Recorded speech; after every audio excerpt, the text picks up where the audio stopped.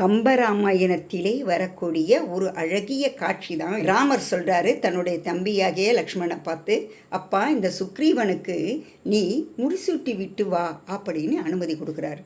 இங்கே என்ன பண்ணுறாரு, உடனே லக்ஷ்மணன் சுக்ரீவனுக்கு முடிசூட்டுகின்ற காட்சி தான் நம்ம பார்த்துக்கிட்டு இருக்கோம். இது கம்பராமாயணத்தில் வரக்கூடிய காட்சி. எங்கேயும் அதிகமாக இதை பற்றி விவரமே கிடையாது. ராமர் சொல்ல லக்ஷ்மணன் கீழ்ப்படுகிறாரு. ராமனுக்கு சொல் அங்கு முக்கியமாக நிற்கிறது. ஆனால் இங்கே சுக்ரீவன் யார், எப்படிப்பட்டவன் என்பதை நம்ம தெரிஞ்சுக்கணும். இவங்க அம்மா அப்பா யார், சுக்ரீவனுடைய பிறப்பு ரகசியம் என்ன, வாலியினுடைய பிறப்பு ரகசியம் என்ன. சூரியனும் இந்திரனும் என்ன பண்ணுறாங்கன்னா, ஆகாய மார்க்கமாக பிரம்மாவை சந்திக்கணும் என்பதுக்காக போயிட்டு இருக்காங்க. எங்கே போயிட்டுருக்காங்க, அவருடைய சத்திய லோகத்துக்கு போயிட்டுருக்காங்க. அந்த நேரத்தில் என்ன ஆகுதுன்னா, பிரம்மா தியானம் பண்ணுறாரு. அவருடைய கண்ணில் இருந்து ஒரு சொட்டு தண்ணி கீழே விழுது.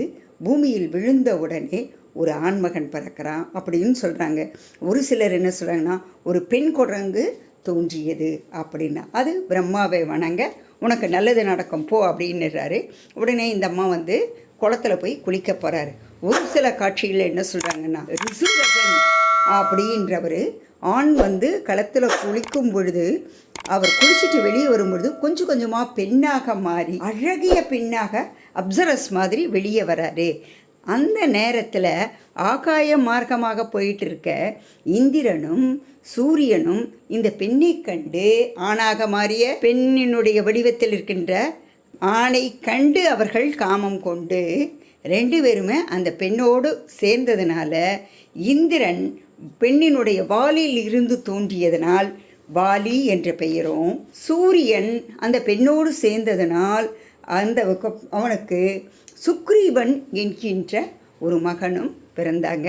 இவங்க ரெண்டு பேருமே கம்பராமாயணத்தில் மிக மிக முக்கியமான படைப்புகளாகும்.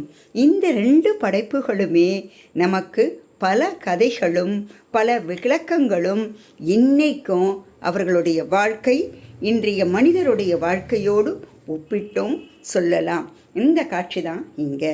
இந்த சுக்ரீவனுடைய சித்தப்பா ஒருத்தர் இருந்தார். அவர் யார் அப்படின்னு பார்த்தீங்கன்னா, அவர் ததிமுகன் அப்படின்னு பேர். சுக்ரீவனுடைய சித்தப்பா பேர் ததிமுகன். அவர் மதுவனம் என்கின்ற பகுதியினுடைய பாதுகாவலராக ஆட்சி செய்துக்கிட்டு வந்தாங்க. சரி, இதெல்லாம் சரி. இந்த படத்தில் இருக்கிற மாதிரி பொறுமையை கடைப்பிடிச்சா பதவிகளும் நம்ம சேரும். இதுக்கு தான் இந்த சிற்பம் அழகே நமக்கு கதை சொல்லுது. அடுத்த வீடியோவில்